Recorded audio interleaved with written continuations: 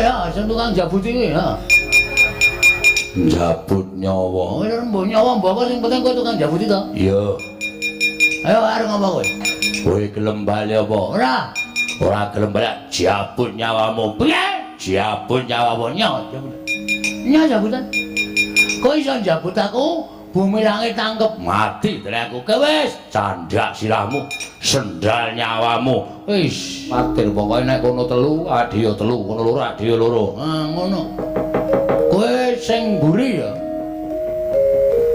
kowe aku sing arep rada cilik oh mungsu kok milih-milih ora Bathara Indra iya Bagong ndas pundi Mukulun aku tetep nampa pengendikaning Wang Pikulun Bathara Rada ki nek nyingkirke karo kowe kowe kudu bali saka lengkeng Gunung Mahameru ana ing saka ngalas Bombong Wirayang lan aja mbacutake nggon mung nglakoni topo yo Bagong kowe bali yo ora gelem bali kowe ngerti ulun sapa ulun Bathara Brahma wow Bathara Brahma heeh dewane ngopo dewaning geni wow ngambil reke lho kok dewa geni kok nyilih rek ora mesti apa-apa iso kobong kae mesti ne kowe bali yo aja ngeyel karo Bathara Brahma aja kakon dosa kowe bakal tak untapake cemlongake ning kawah Candra Dimuka sesuk mboten ajeng purun wangsul saniki mboten ajeng purun wangsul paribasanipun ajanku dewa kayangan ngebiyuki lengkeng Gunung Mahameru wonten ing wana Bombong Wirayang kula mboten ajeng wangsul yen ngono kowe wani karo dewa Bagong niku mboten wedi karo sapa-sapa Bagong niku ora tau wedi karo sapa-sapa. Waton lan desane kula bener. Kula ora ganggu kayangan kok kula nglakoni tapa. Tur dewa takon goleki bapak kok ora sago. Gunane apa dewa niti priksa karo mobamu sing para titah. Kudune dewa ngerti. Wong dewa iki iso nyawang jagat saisine kok. Nek kula wangsul sampean kudu nuduhke, "Lho Bagong, bapakmu nang kene iki lagi ngene karo iki duwe gawe kaya ngene, mengke tak jujuke Semar. Ming perkara kono mung kaya ngono angel. Kok kaya didelek-delekke? ulun ora ngerti ning endi bapakmu Kok ngono kok dewa kok ora awas paningale. yen ngono kita wangkal Wis ket mau arep wangkal aku. wani karo Bathara Indra Sing tak wedeni apamu? Siap lho, Tru. ya iso nglangkahi kuwandane Bathara Indra kowe kelakon topo ning wana Bombong Wirayang Iso nglangkahi batange Petruk. lho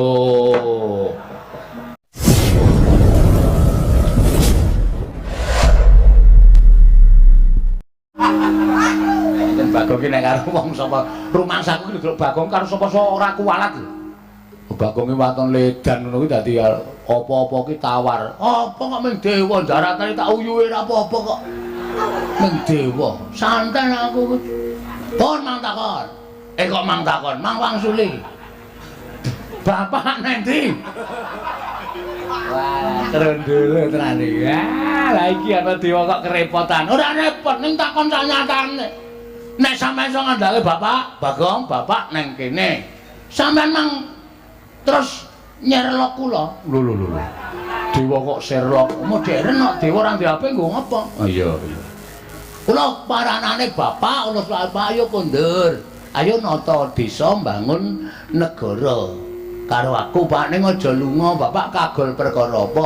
Mengke nek bapak gelem kondur kula ya tak bali. Nek kula bali bapak ora ana niku teng atine sedih. Ngopo, Gong? Mangan kewan nih. ora apa-apa dilek wae Ora apa-apa dilek. Antes yang lho aku bareng kok dinesoni ora. Ngoten, kula tak wangsul tak bareng karo bapak. Nek dewa ora nduduhke bapak, mbok sampean gruduk wana Bombong Wirayang. Sak dewane kon teko kabeh nang kene. Bagong ora bakal mingset sejangkah.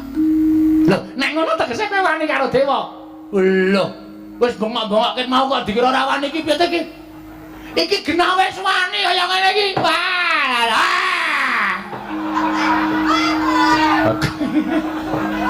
Wong cocok ditanang omahe. Papa pong ngono kowe. Papu bang. Awakku mun kaya dadi ora kuwalat lho. Ah, cilaka tenan nek carane kaya ngene iki, ha, Jan.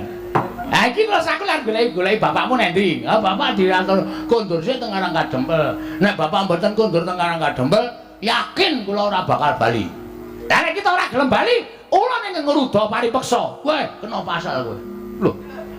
Pemerkosaan itu dilarang oleh negara. Ngruda paripeksa ki padha karo pemerkosaan. Bagong rasa tok perkosa. Aku pasrah. Ah. Padha wae ora kok malah aku pasrah ora. Ngono. Ngruda paripeksa karo Bagong nuwun sewu. Rawe-rawe rantas, malang-malang tak putung. Mbangane Bagong kelangan bapak, Bagong ora iso sida mbangun desa nata negara. Gunane apa kula urip teng alang padang nek ora migunani tumraping wong liya. Ora ana gunane. Amba ulung kula modal cemplungke kawah Candra Dimuka kaluan ring ngrasake mbangane urip. Ora ana gunane uripe Bagong dienggo wong liya. Ora ana gunane Bagong urip ning alang padang pukulun Bathara. Sapa kowe? Ah, lali kok. Aku krungu keploki dadi lali. Krungu keplok dadi lali. Sapa, Tru? Kaneka Putra. Kaneka mawarna-warna. Kaneka Putra. Kaneka Putra, ya Bathara Antarada. Jenengmu pira? Lho, oke. Hei sapa kowe? Lho iki kepiye to wis geger kaya ngene kok dadak takon jeneng. Apa iki gek ngomong kok. Lha wis bengok-bengok kaya ngene kok ora ana tindakan bablas. Niatmu piye? Nek arep gawe Bagong bali ora gelem ya sampean gek nesu, ngono ya. Wah, tutuk sepatu sisan kowe. Nyile sepatune tak ngrutuk kowe. Lho.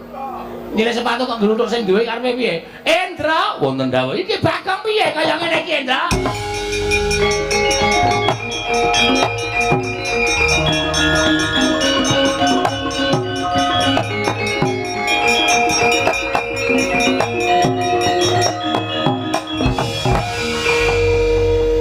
Menungso ora tatanan parus maning jajaran sukertane baune iblis lan Bagong. Nun. Kowe ngerti? Iwang Pikul Narada kuwi sapa? Maksude? Iwang Pikul Narada kuwi sembaning para dewa. Kami tuwaning dewa. Oh, modin. Kudu. Kami tuwaning dewa kuwi dewa sing sepuh dhewe. Selagine para dewa wae wedi karo Iwang Pikul Bathara Narada kok kowe nyamah marang asmaning Iwang Pikul Kaneka Putra. Apa tegese kowe bakal ngembari marang panguwasaning para Jawata? Boten ajeng nyamah.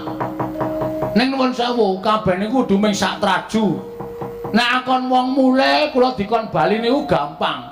Kula bakale bali, ning kula ya iso ngaturke syarat. Kula ya dikeparengake ngaturke syarat. Syarate waton dewa iso nemokke Bapak Semar, kula tak mule. Yakin kula ora arep wani karo dewa. Ning nek Bapak Semar ora ketemu, anggen nyuwun ngapunten kula ya ora gelem bali. Yen kowe ora gelem bali kowe wani karo dewa. Nuwun sewu apa dewa ki ora entuk diwaneni ya. Apa dewa iki ora entuk diwaneni? Dewa ya menungsa lho, Mas. Dewa ki mung ora kedunungan pati ning iso ngrasake lara, isih iso mangan, isih iso ngombe. Dewa ki dadi kapercayaning sing gawe urip nggo niti priksa marang mobah musih para titah. Aja dianggep dewa iki dhuwur dhewe derajate terus menang idak-idak wong cilik kaya Bagong ngene iki. Wah, aku kok merinding to. Lambene turah kok wis aku yo tap-tapan terus ngono. Do mundur nek ora wani, ora usah melu-melu. Lah, kowe nanti aku ora arep lunga. Iki bungkusanku. Arep dibuka enake iki nggo sangu topo ae. Topo kok nggo panganan ana molen barang. Ngeleh. Ngeleh ora. Ora dipangan lho, ora. Ayo teruske. Lho. Iki rumangsaku aku malah bingung musuh Bagong. Pancen tak gawe bingung. Terus karep sampean pripun? Yen ngono kowe ora gelem bali. Mboten. Yen ngono kowe wani karo dewa. Mboten ajeng wani. Ning kudu dewa ya iso nuruti karepe Bagong. Ora mung kudu karepe sampean sing dituruti. Niku kudune ora adil. Sampean iku piyais nang dhuwur, lenggah nang dhuwur. Sampean ya iso kudu nuruti kawula cilik kaya kula. Kula tak nuruti karepan sampean. Niku jenenge imbang. Ora sampean tok sing dituruti, ning sampean ra nuruti karepe kawula cilik. Niku mboten apik, niku ora iso manunggal. Ah, pinter tenan kowe. Ayo apa kowe? Plembungke sisan kowe. dewa karo diplembungke ora kecekel dope. Goleki ye. Aja. Ngerti aku dope padake. Angger cah semono ki dope mesti cilik. Wes ngonten niku adile. Saiki ngene, kowe gelem bali apa ora? Mboten. Kula gelem bali nek Semar ya bareng bali nang Karangkadempel. Nek ora gelem bali aku ingkang ruda paripeksa karo kowe. Nek kula diruda paripeksa carane cacing niku kepidak menungso ngulit ora ngrasake lara. Ning butuh males karo sing midak. Monggo cacing niku ora ndek perasaan. Nek sampeyan ajeng mula sara karo Bagong, kula menungso. Kula niku titah dimenehi perasaan. Nek nganti kula ngrasake lara, nek kula males karo sampeyan, sampeyan aja lara ati. Metu njaba. Piye? Metu njaba. Piye kowe? Dewa kok ora tanggung jawab. Mulane aman-aman bae wong totoke njaba. Kaya ngono kok dewa lho, agi aku ora metu njaba. Kowe dewa metu njaba. Sendra metu iki rasa dadak kok gunung tak gunung. Ora minggat larak. Ya mau medal kula nututi karo sampeyan, Pak.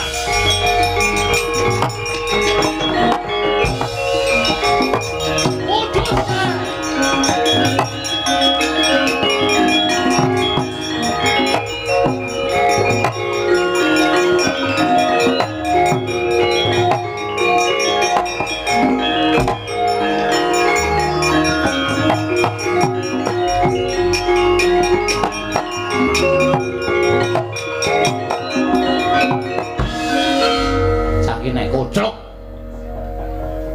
Kowe nantang dewa ngono kuwi apik apa piye? Kowe iki ameng-ameng nyawa uripmu, Gong. Kowe padha karo anguk-anguk kawah Candra Dimuka lho, Gong. Kowe kok nantang karo Bathara Indra. Bathara Indra ki sapa? Ambo. Kok takon aku? Aku ora tau ngurutke silsilah Bathara Indra kok. Nggo ngapa? Bathara Indra ki putrane Bathara Guru sing nomor 4. Ngono. Nek kowe wani karo Bathara Indra, nek nganti Bathara Indra ki ngajak kanca-kancane ruwang-ruwange dewa ngeroyok karo kowe piye? Mongko ana dewaning geni, ana dewaning banyu, ana dewaning angin, ana dewa sing tukang jabut nyawa. Aku ora wedi. Wis ta? Lah padha ngruyuk karo aku ora masalah, Truk. Tenan kowe ora usah kuwatir karo aku, santai wae. Santai. Tak pethone nek kowe ora gelem ngewangi tak pethone dhewe. Wis ta? Kowe siap-siap wae gareng bedah bumi. Lho. Petro ngabari setangga separo. Kon ngopo? Omong nek aku mati ngono wae. Aku iki wani kok ming pamit mati iki njur kekuatanmu nendi? Nek ya kuwi. Nun sewu ora ana ala tumomo ning becik. Wis ta, yakin. Kuwi kaya ngono kuwi digondheli wae. Ngono. Wong tumindak ala iki ora bakal tumomo ning becik. Wis ta. Dadi aku tumindak kaya ngene iki aku mbelani karo bapak, aku mbelani karo kawula Karangkadempel, mbelani karo kawula negara Ngamarta sing pengin tak tata lan kepengin tak bangun. Mula tak anggap niatku ki apik. Nek dewa mudhun ngagro-agro kekarepane Bagong ki padha karo dewane sing arep kisruh karo aku. Lah saiki mung kari gumantung lehmu nintingi sing bener sapa, sing luput sapa. Kowe saiki wong tuwa iso milahke. Nek sing tak arani bener aku ora usah kuwatir, bener ki ora bakal kalah. Ya sakarepmu ning aku ora ngewangi. Aku ora butuh tok ewangi kok. Kowe iki ora ndek kekuatan kok. Wis tanganmu ceko, sikilmu becik, matamu kerok, matamu kuwi. Nek kakane kok matane kira ora. Ora, kowe iki ngewangi lho ora ana apa jenenge apa undakane apa-apa. Nek Petro kuwi ngewangi karo ora iki aku rumangsa ana kekurangane. Kowe ngewangi ra, Tru? Aku wedi karo dewa kok. Hah? Aku wedi karo dewa. Alah dene le gagah. Wani ngeplaki silahe bojone. Nek karo wong padha-padha lanang kok ora wani. Kok ngono kok. Walah. Ana tuku daster kana. Gek rok-rokan wae ngono. Karo dewa kok ora wani. Kowe wani apa, Gong? Sing tak wedeni apane? Terus iki piye? Tak pethoke, ora usah kuwatir. Kowe do ngasuh ngono. Ya. Ngasuh ya? Ya. Engko nek kowe mati, aku gotong nggo bali. Oh iya. Ngono wae pakaryanmu. Nek aku menang kowe melu gleleng. Oh iya. Penak ta? Ora rekoso tur kepenak lekmu tumandang. Ya. Kana gareng mulih kana. Nek kowe mati, wis ora usah mikir aku mati. Wis to, ora nek mati. Aku nek mati yakin wis to, wis ora usah kuwatir. Ora tekan 40 lemu nylameti. mergane Hitung dinane kowe wis nusul aku, Reng. dengkulmu mlocot. Ngedeg-deg iki senengane. Wah, tratap aku ora. Ya sing ati-ati ya, Kong. Wis ora usah kuwatir, pethoke.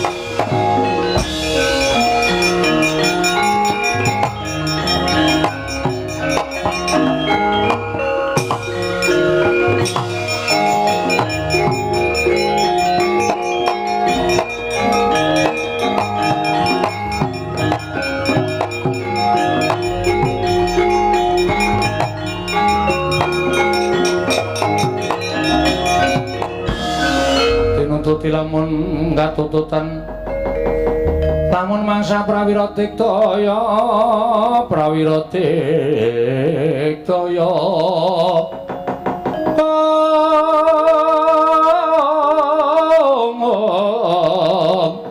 ora ngono magawe glari rowang wow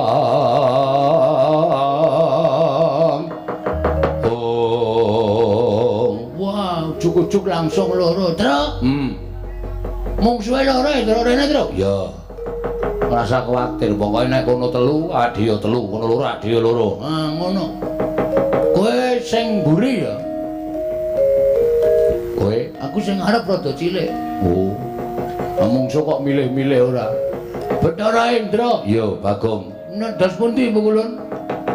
Aku tetep nampa pengendikaning Wang Pikulun Bathara Antarada kina nyingkirke karo kowe. Kowe kudu bali saka lengkeng Gunung Mahameru. Ana ing saka ngaras bombong wirayang. Lan aja mbacutake nggon mung nglakoni topo. Yo, Bagong kowe bali yo. Ora gelem bali kowe ngerti ulun sapa? Ulun Bathara Brahma. Wow, Bathara Brahma. Heeh. Dewane ngopo? Dewaning geni. Wow, ngambil reke. Lho. Kok dewa geni kok nyilih rek ora? Mesti apa-apa iso kobong kae. Mestine. Kowe bali yo. Aja ngeyel. Ngeyel karo Bathara Brahma aja kakon dosa.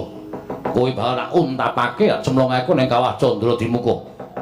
Sesuk mboten ajeng purun wangsul, saniki mboten ajeng purun wangsul. Paribasanipun adanku dewa kayangan ngebuyuki lengkeng Gunung Mahameru wonten ing wana bombong wirayang kula mboten ajeng wangsul. Yen ngono kowe wani karo dewa. Bagong niku mboten wedi karo sapa-sapa. Bagong niku ora tau wedi karo sapa-sapa. Waton landesane kula bener. Kula ora ganggu kayangan kok kula nglakoni tapa. Tur dewa takon goleki bapak kok ora sago. Gunane apa dewa niti priksa karo mobamu sing para titah. Kudune dewa ngerti. Wong dewa iki iso nyawang jagat saisine kok. Nek kula wangsul sampean kudu nuduhke, "Lho Bagong, bapakmu nang kene iki lagi ngene karo iki duwe gawe kaya ngene." Mengke tak jujuke Semar, ming perkara kono mung kaya ngono angel. Kok kaya didelik-delikke? Ulun ora ngerti ning endi bapakmu. Kok ngono kok dewa? Dewa kok ora awas paningale. Yen ngono kita wangkal. Wis ket mau arep wangkal aku.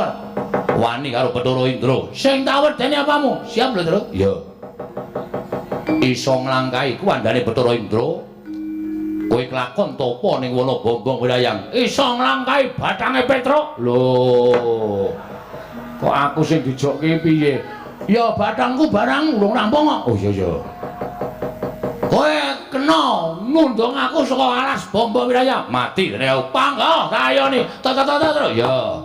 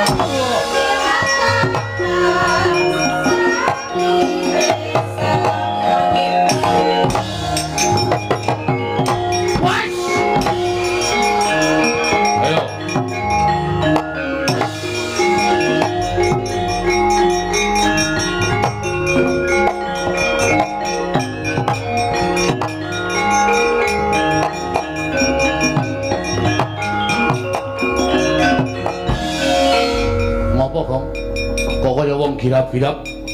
Asem kok dewa iki ampuh tenan. Ampuh piye? Ngantem aku dies mumet aku. Jambar rambutku diantem ra iku diel. Kontal aku ora masalah.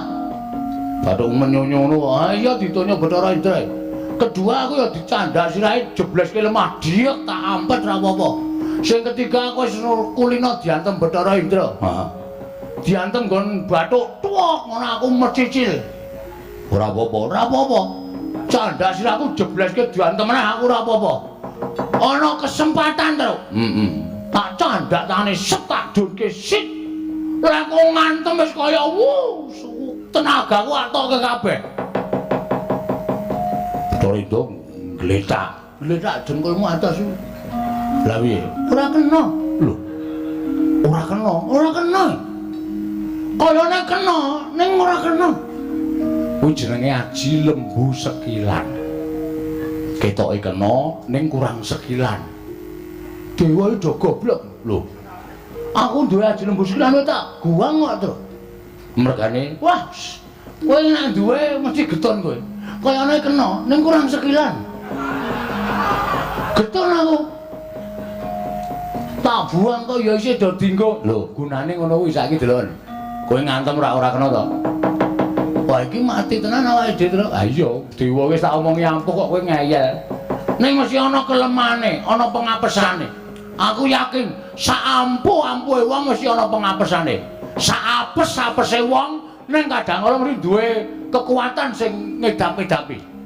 Terus, mbok kowe omong. Nek wis tau domongi bapak aku dikandani. Kekuatan kelemane dewa iki ngendi? Nek jarene bapak lho, jarene bapak biyen jaman suwe banget aku tau dikandani. Nek kowe mungsuh wong utawa sing derajate dhuwur, kuwi aja ngungkuli karo derajate wong mau. Tegese Kowe nggonono lekmu dadi kawula. Kowe mungsuh dewa-dewa kuwi papane ning kayangan nggon, Gong. Nek nganti kowe ngantem dewa kok nggon dodo apa nggon rai, ora kena, merga pancen wis mesti derajatmu ki sak ngisore dewa. terus Jarine bapak nek mungsuh wong sing didaya kaya ngono kuwi ling ngantem dodo medun. kene ngene. Meteng Mesti kena. kene Mesti kena. Entuk wong kuwi ngisor dodo kok. wah mati we. Ngantem sak tutuk-tutukmu acan dadak slentrek ora mules aja tundang bangkong lekane.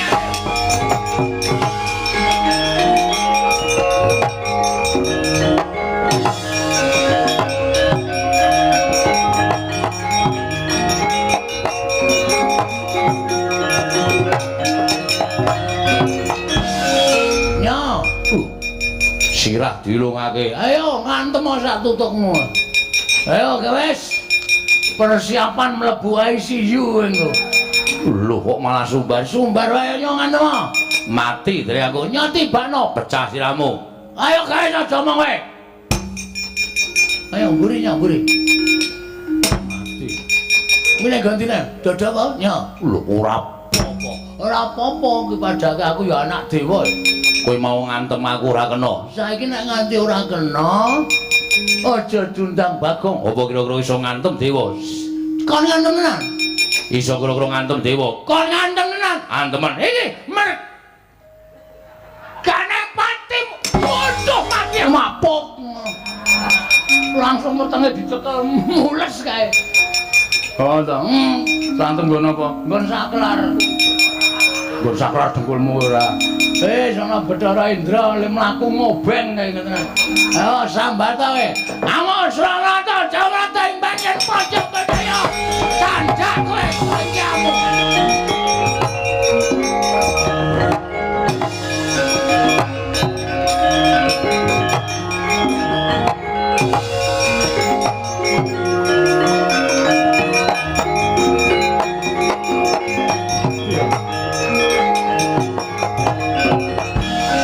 Kakang Bathara Indra mundur brangkang. Waduh, mati aku Bagong kok ngerti keringkiane dewa. Lho.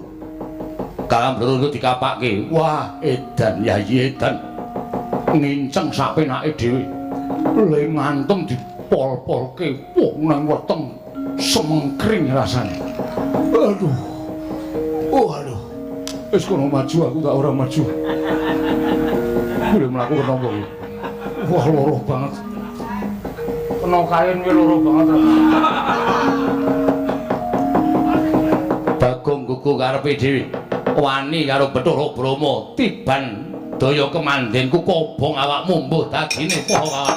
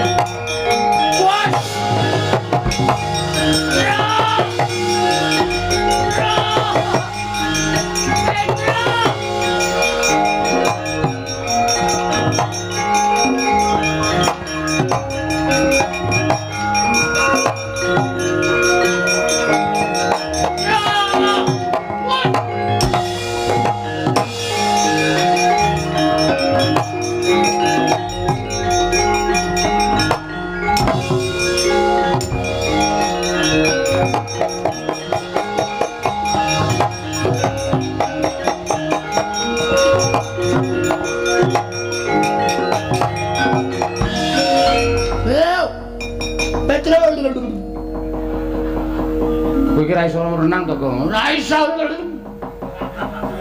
Aku dhewe. Ra iso renang mesti tak unsalke ning kali.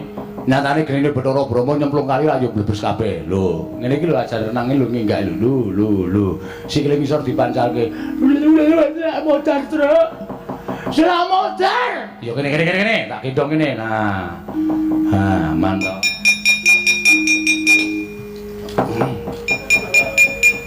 Wah, kowe ora tata. Wong kowe iki kandhane ya, Bathara Brama iki dewaning geni. Genine nyemplung kali kowe tak unsalke kali. Ngono kok. Empuk iki. Rasane ora karo-karoan ya, Tru. Paling lebon iwak. Iwak apa? Ora wae, kok ngono kok iwak ora. Ora apa-apa ora, wis ora masalah, sing penting selamat. Heeh. Wis pokoke diamet kok. Wis ben aku apa-apa doyan kok. Ayo. Canggleleng kok. Hei, Bathara Brama rene kae. Yo, aja ngubal-ubal genimu kowe mah. Lho. Masa apa Brama? Ayo. Waduh. Modar.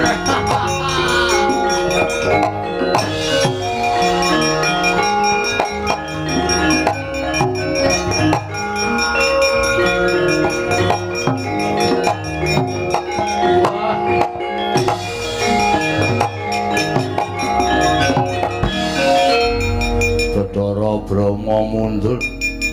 Ora dalah. Bagong pancen ora kena dijum sarana aris. Wani gawe begering para dewa. Konangan Yama Dipati jabut nyawamu mbuh dadine pati.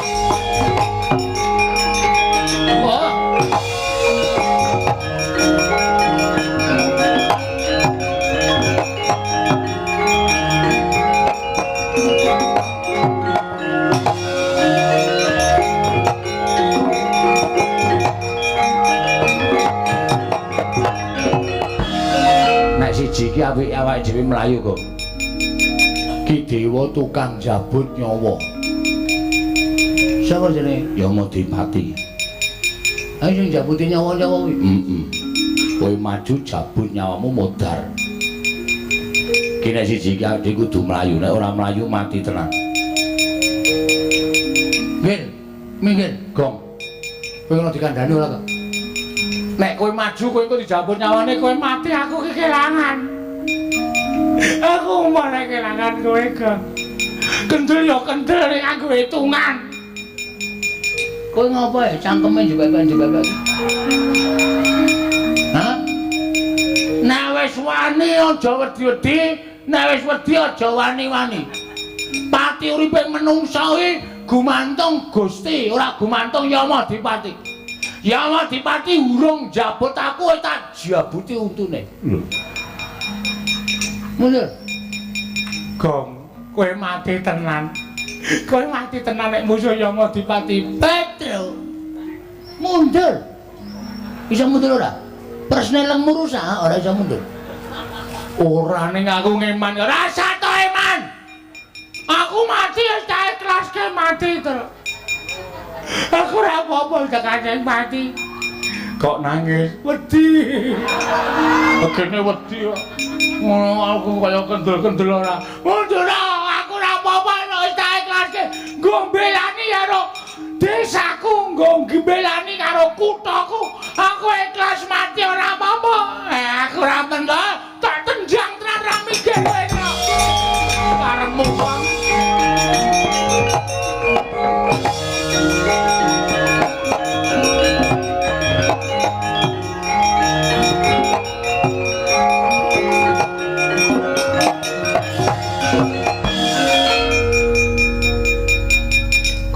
Sing tukang jabut iki ya. Jabut nyawa. Ora mbok nyawa mbok sing penting kowe tukang jabut itu. Iya. Ayo arep ngapa kowe? Kowe gelem bali apa? Ora. Ora gelem bali jabut nyawamu. Piye? Jabut nyawamu nyawa. Nyawa jabutan. Kowe iso jabut aku, bumi langit tangkep mati dari aku. Wis candak sirahmu, sendal nyawamu. Wis. Hei. Hop. Wah, angel banget ta iki. Ayo, iki nyawa perut iki kaya ngene iki. Ora bakal iso tak jabut. Wah. Ngono. Waduh.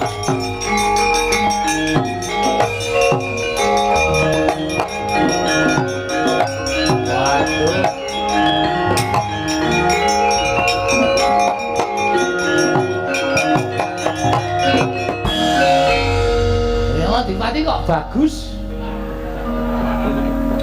Bonek musuh pono kalah niku kewirangan.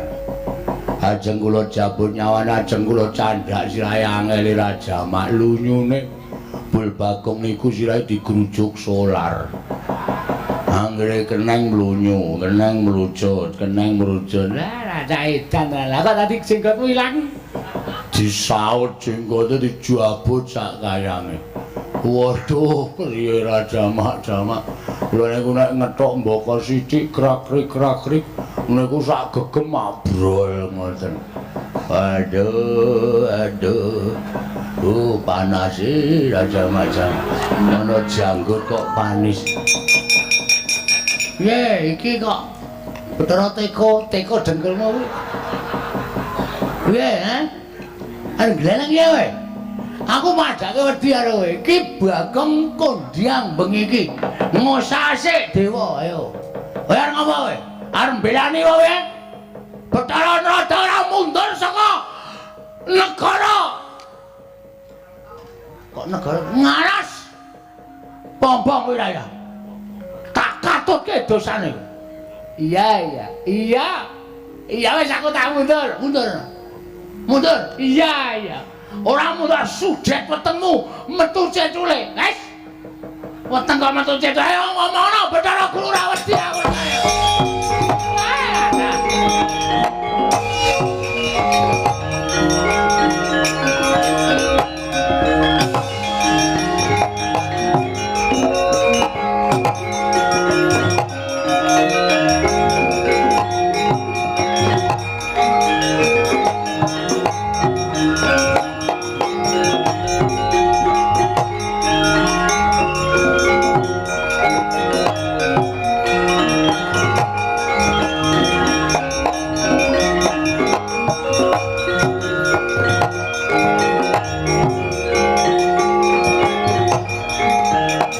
Awang susu angin ngendi nggone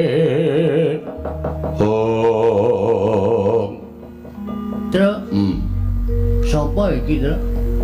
Bathara Guru. Hah? Bathara Guru. Kayane wis menyang. Lho. Murite durung teko kok wis teko. Bathara Guru dewaning para dewa ya kluthuk. Cokok sisan. Sing dak tandan-tandani. Tangane apa-apa to, Tru? Ora apa-apa Bathara Guru kok. Wah. Aduh suwi, keleke papat. Beli ngosoki suwi. Ya ben, iki senengane karo Bagong.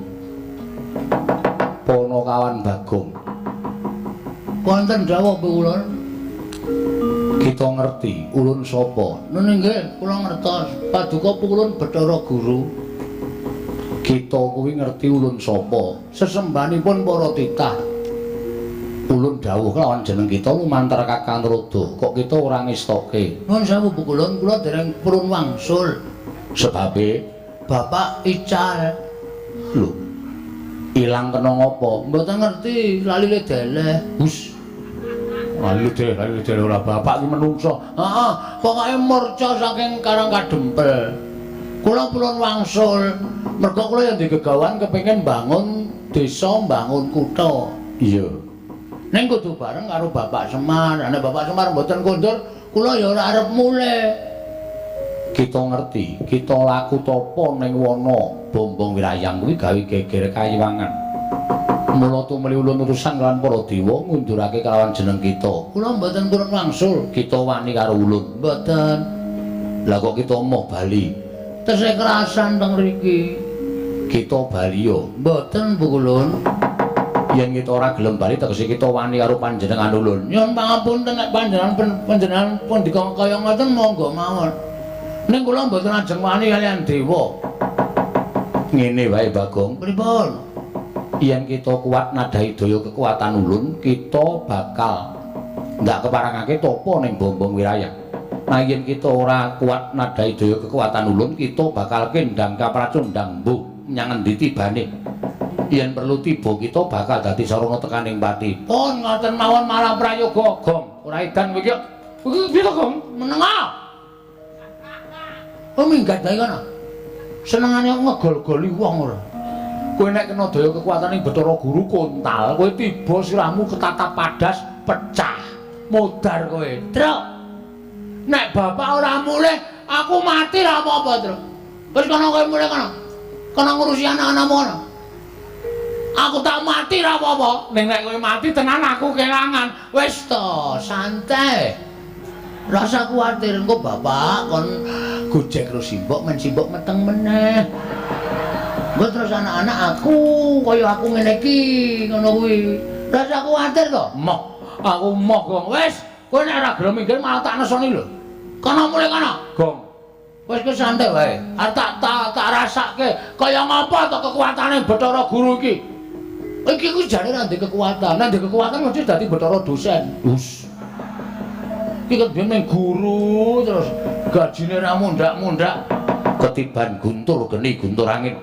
Embuh tibamu Ponokawan Bagong. Pun mang tibake nek pancen ajeng nibake guntur geni guntur angin pun monggo. Kula ikhlas mati ora apa-apa Bu kula. Kene margane pati kita Ponokawan.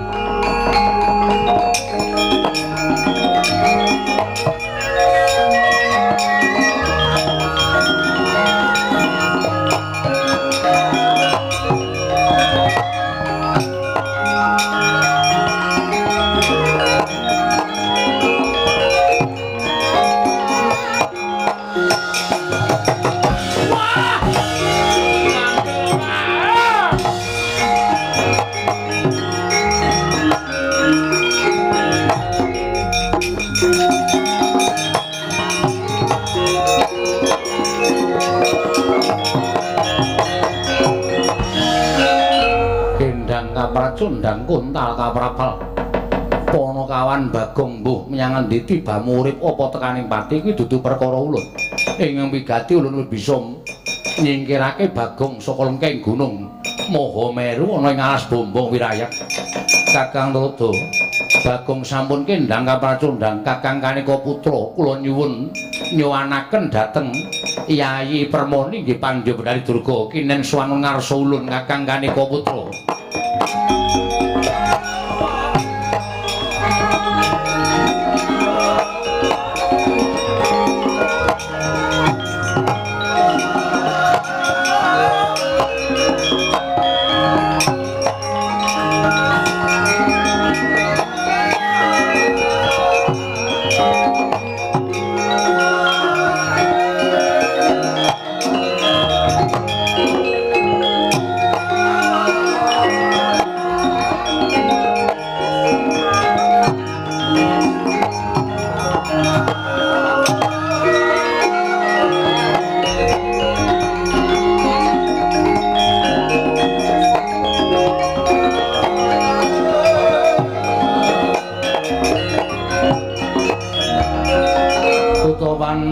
tata Katiwisraya Indriyaksa Sara Maruta Pawana Pana Margana Om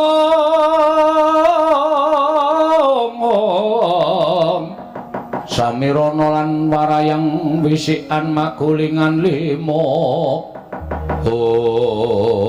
Om Mastu Rama Sidam karing bawana langgeng Durga kula nemparan dika ing adawa pukulun kaget kita ulun timbali Kurawan raos sing manahipun ingkang abdipun pandya Bendari Durga dene paduka ngawi ingkang abdipun permoni wonten dawuh timbalan paduka ing kados pundi pukulun para wadyabala jim setan priprayangan berkasaan Lilu Banaspati nglengklek balungan tandak wadyabala dandang mangure kita budhalake kemarang paduka mapanana ing Karang Kadempel mumpung Kakang Semar utawa Kakang Ismaya linggal saka ing Karang Kadempel ninggal Karang Kadempel Panakawan uga ora ana mapanana ing Karang Kadempel kawula Karang Kadempel jarah rayan dadi panganing para baju barat Pandya Bendari Durga topan ngaturaken panuwun ingkang nampa pepindhan pukulun dene paduka sampun waring tedha dhateng para wadyabala berkasaan ora usah kakehan gunung sing tanpa guna tumuli kita budal dina samengko nek ngestaken dawuh pamit madal masilan sing ati-ati aja kaya bocah cilik Pandya Bendari Durga kaya wonten jauh dina samengko kowe bakal entuk pangan lan para wadyabala baju barat uga semono uga ora bakal kaluwen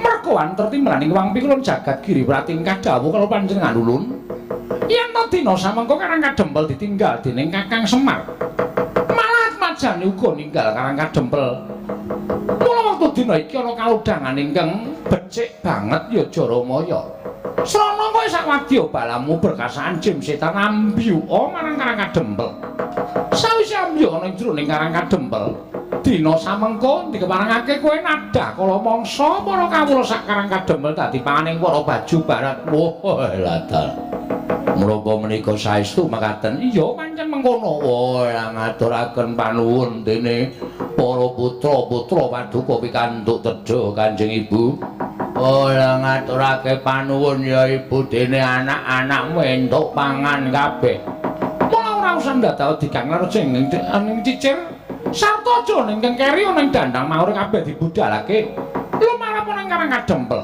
dina samengko diwarake mangan kawula sak Karang Kadempel. Oh, lah dalan nyuwun pamit madal pasiran. Hati-hati aja ya bocah cilik Jaramaya.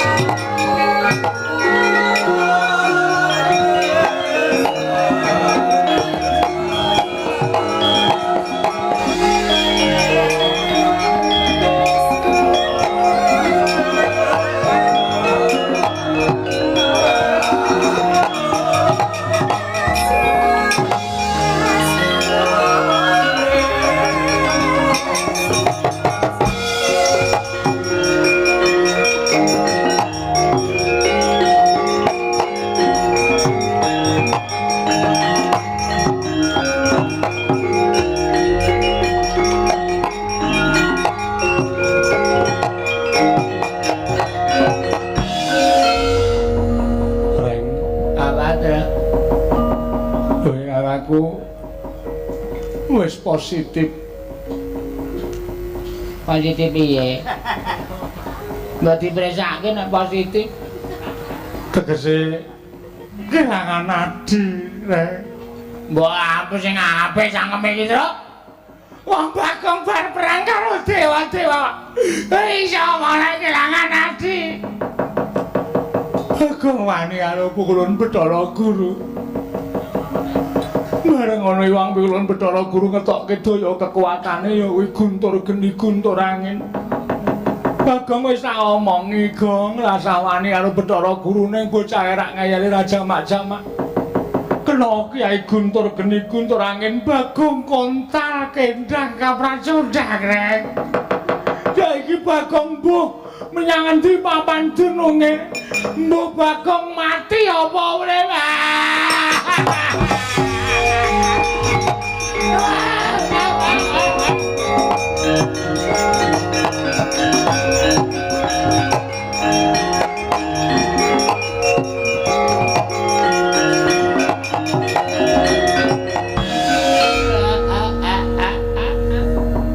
Wis mati, Tru.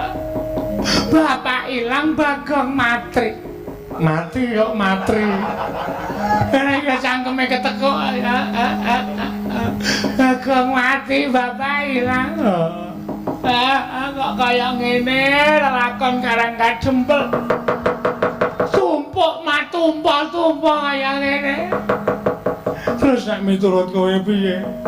Awak dhewe goleki Bagong, goleki Bagong cetha adoh banget kontale wong guntur geni guntur angin pusakane Sang Hyang Pikulun Bathara Guru. Kekuatane ngedap-edapi iso Bagong kontale nganti tekan 1500 km.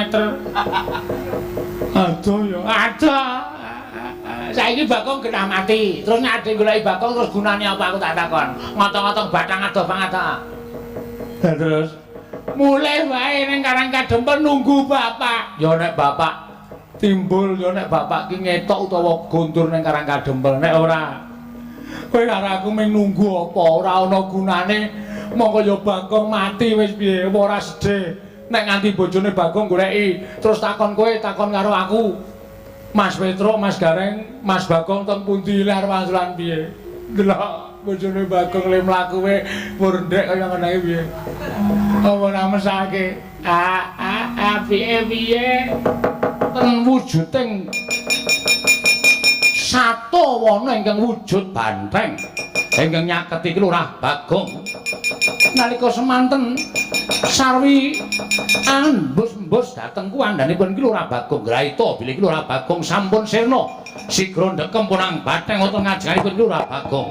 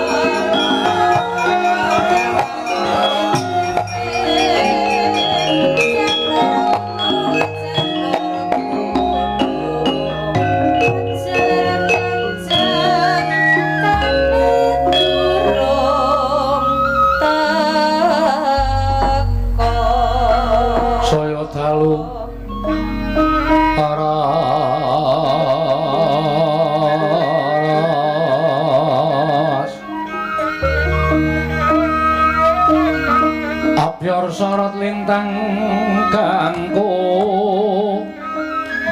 madhap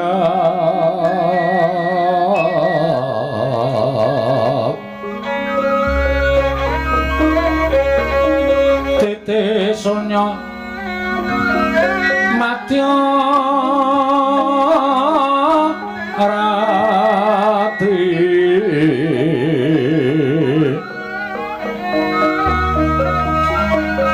lumrang kandaning pos pita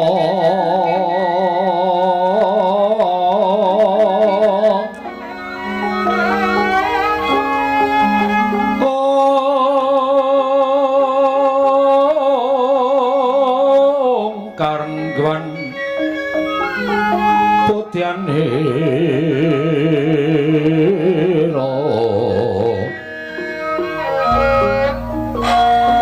sang Dwijawara brengeng lir swaraning madu pranta manungsung sarine kembang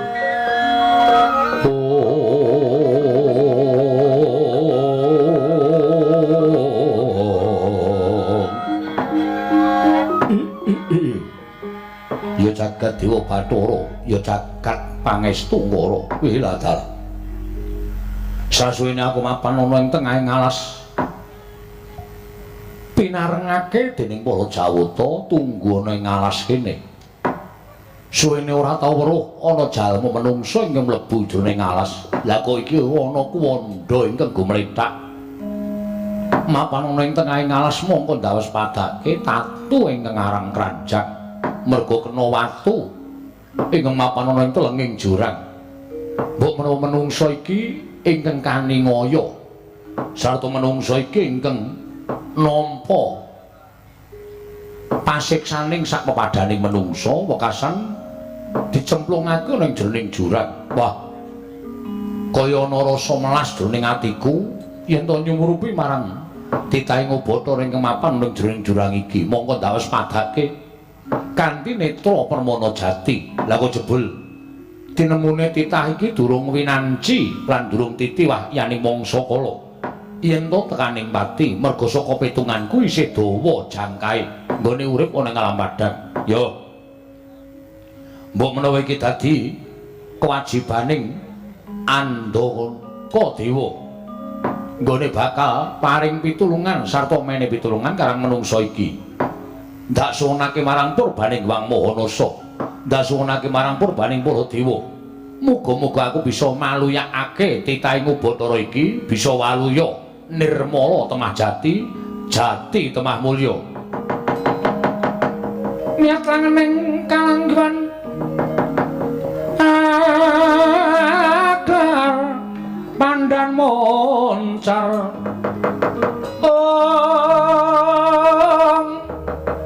tinoner kekonang surem-soro tetan padang kasor lan pacaring purnaming gegono dasari mangsa katiga kocap kacarita nadyan wujud handaka parandening mangke kasinungan kasetel linuwih tanpa beda selama ing jalma manungsa sigra nyaketi pilurah Bagong nandhang raga dataning Purwadaksina sedaya tatu dinilat dening Ponang Andhaka nengging aran Andhaka Dewa saged waluya nirmala temah jati jatemah mulya Lurah Bagong kakyat kadra wekasan nengging Lurah Bagong wau lang-langing tuya mangungkung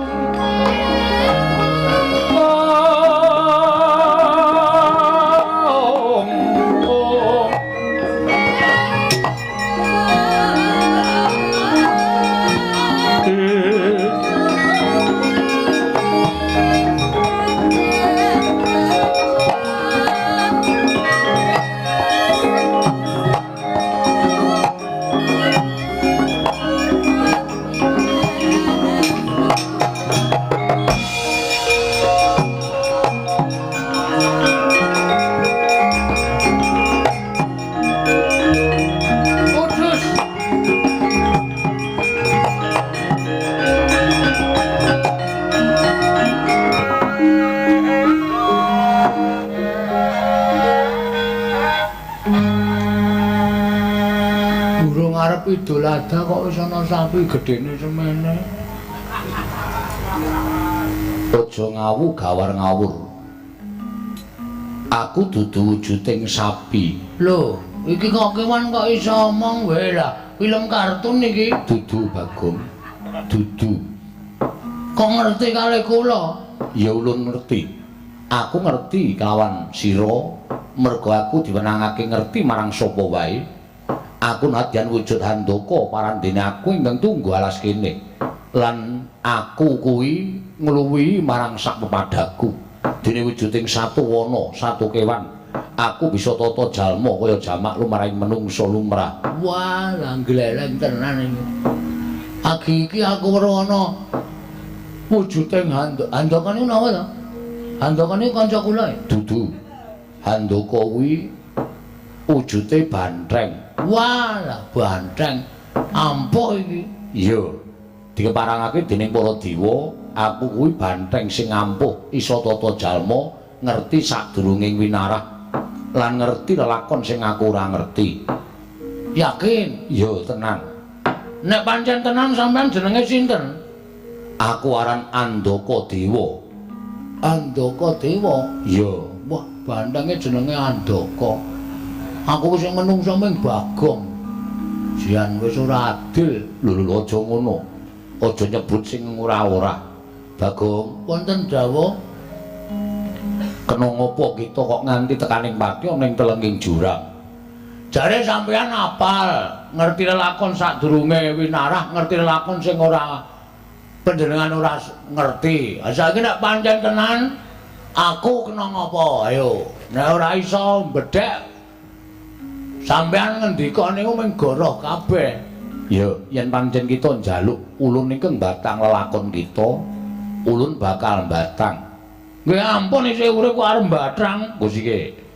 Tegese mbatang kuwi merdekake apa ingkang lakon lan kita lakoni. Lah ra ngoten. Napa kula kenging napa?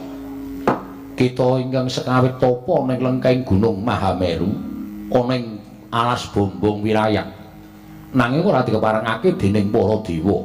Wekasan kita Pancakara kelawan para dewa. Nalika semono para dewa padha kendhang kapracundhang kuntal kaprapal kalah kelawan jeneng kita. Wih lah bener kabeh. Terus kita adu arep karo Bathara Guru, kita kena daya pangaribaning Bathara Guru ya kuwi wujuding pusaka guntur geni guntur angin. Kita kendhang kapracundhang tiba ning alas kene, kita tekaning pati. Oh nggih matur nuwun. Cocok kabeh nek ngono sampean pancen banteng sing ampuh tenan. Ya, dikeparengake dewa pancen dadi banteng sing didaya. Syukur. Kula ajeng takon. Takon apa? Sasuwene kula lungeni bojo kula aman-aman mawon mboten. Soale kula ngerti gareng niku seneng kali bojo kula. Dadi kula kuwatir kula tapa niku ya atine menak-menik tenan. Engko nek gareng terus wirawiri nggawa apa pijawa nika? Ora, Bagong, bojo kita kuwi setya kelawan jeneng kita. Weh, laedan. Lahir batin. Kok tau ngrujuk ember kula? Mergo sapa nggonmu kebangetan ninggal kelawan bojo pirang-pirang dina ora bali nganti bojomu nesu. Ning yen ditonton saka katresnan, bojomu kuwi lahir batin tresna kelawan kita. Wis tau sedeng Durung, wis tau selingkuh. durung. Sing wis tau selingkuh bojone Gareng. Mula kok bojone Gareng anggere sore le macak lambene nganti kaya wong mamah godhong jati. Abinge ra jamak-jamak. Karo sapa? Karo Semar. Weh. Tak sudet tenan wetenge Semar nek pancen Udu. Pokoke kita ora perlu ngerti. nggih matur sembah nuwun, matur sembah. Aman ya pokoke. Iya.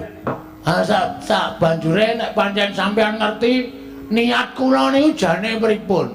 Bagong, Wonten dawuh yen kita bakal bangun desa nata kutha kuwi sayekti panjangga ingkang becik. nggih Ning gandeng kita kuwi mung ijen ora duwe kekuatan sabab Semar lunga saka Karang Kadempel. lho, sampean ngerti bapak kula bareng to? Ngerti? Wah, Raden bandeng ampuh tenan iki. Iya, Bagong. Nggih. Tulung nggih. Anu napa? Nek sampean pancen ampuh tenan sesuk Bupati kali wakil bupati didadekke pisan nggih. Iya, ulun dadekake. Nggih, matur nuwun. Ampuh tenan. Iya, Bagong. Lah terus Antaraning bendara utawa kawula ana ingkang nyebut manunggaling kawula lawan Gusti. Kawulane manunggal kelawan Gustine tetunggalan sengkut gumegut padha mbangun desa lan mbangun kutha. Kamangka dina samengko tumrap aku bendaramu Pandhawa kuwi nedeng kelimput. Sebabe Ing atase momong pamomonge ya kuwi Semar Badranaya lunga saka Karang Kadempel. Lah kok dadi para Pandhawa ora gumregah, para Pandhawa ora budidaya, para Pandhawa ora sumedya ngupaya menyang didununging Semar Badranaya. Malah enak-enak kapienak lengganane negara. Kanthi cara mengkono, cetha yen to Pandhawa durung bisa manunggal kelawan kawulane ingkang diwakili dening Semar Badranaya. Mula kang sangka kuwi, wajibe Pandhawa kudu dielingake, wajibe Pandhawa kudu diumutake. terus sinten sing ngajeng ngemutake para Pandhawa? Tanuli kejaba mung kita Bagong, merga kita ingkang wani kelawan para Pandhawa lan kita ingkang wani matur apa anane marang para Pandhawa. Yen Pandhawa ora dielingake, mengko mundhak kebablasen. Kanthi yen to nganti kebablasen, kita ora kelakon bangun desa lan bangun kutha para kawan Bagong. Gonjang ganjing langit kelap-lapaton. Lir kincanging risang mawe gandrung. Waduh jan pepundhen kula Andaka Dewa panjenengan pancen wasis tenan. Iya. Jalaran lamun Semar ora timbul dadi wakil ing para kawula, sayekti samengko apa ingkang kita jangka ora bakal kasembadan. Panjangka kita kudu nyuwun palilah kelawan Semar Badranaya apa dene para Pandhawa. Terus niki apike pripun? Miturut saka panemuku ayo kita utawa sira Bagong dak kanthi sowan negara Ngamarta.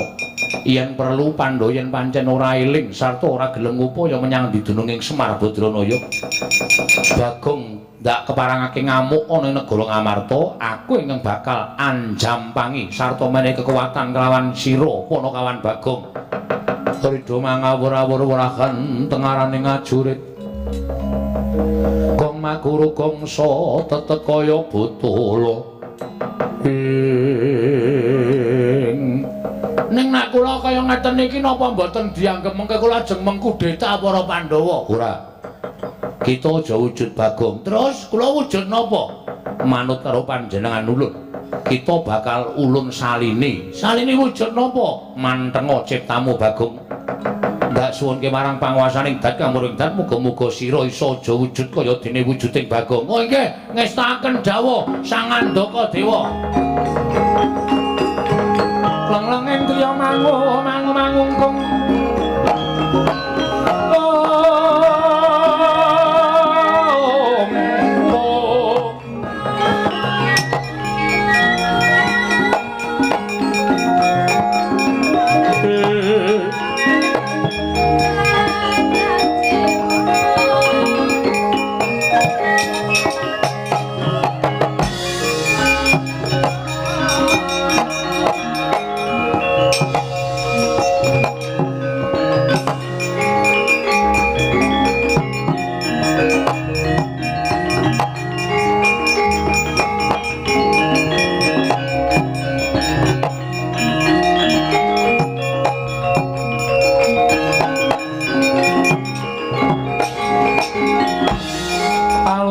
Lagune nglekas lukita linuting kidung kadung kader ngamomong memangun manah rahayu.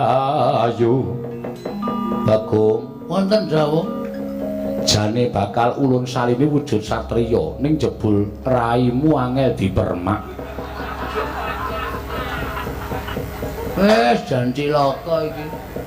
Awake wis wangun kaya ngene, raine ra iso dipekonah. Niki ra iso digawe pripun-pripun. Ora iso, raimu kuwi paten. Waduh. Ah, cilaka ki cor-coran kok ya. Oh, lah terus pripun? Kita wujud satriya. Nanging kita bakal gampang kadenangan merga ya merga raimu ingkang angel dipekonah mau Bagong. Pun mboten napa-napa, sing penting gleleng ngono wae.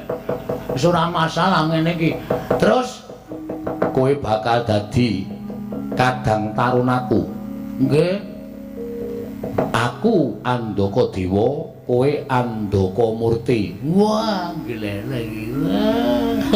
Mungkin pun bubar karo rasa diganti nggih. Lho, Pun ngenten mawon kula tak bali tak gandrung bojo kula.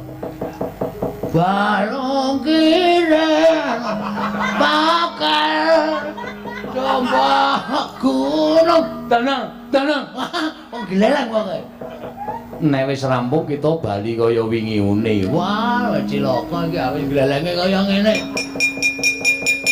terus kemarengipun ayo mangkat menyang negara Ngamarta Pandhawa ora gelem ngupaya Semar Badranaya aku lan kowe ngamuk negara Ngamarta monggo kula numpak sampeyan hus aja mlaku dhewe-dhewe wah mungkin nek ditakoni wong teng dalan disade pinten ngoten pripun kula darani nggawa sapi metal tak gudak ndasmu lho Bagong nesu bantrenge endi nyangkok nesu ora aja sembrono mengko ndak kualat karo aku oh nggih ngecakup mangkat direki Swami kula dherekaken aku bablasane cangkeme iya aja kaya bocah cilik ampun gedhe dinake bocah cilik mangkat karo aku Bagong monggo kula dherekipun anu Andaka Dewa Yayan Danamurti yo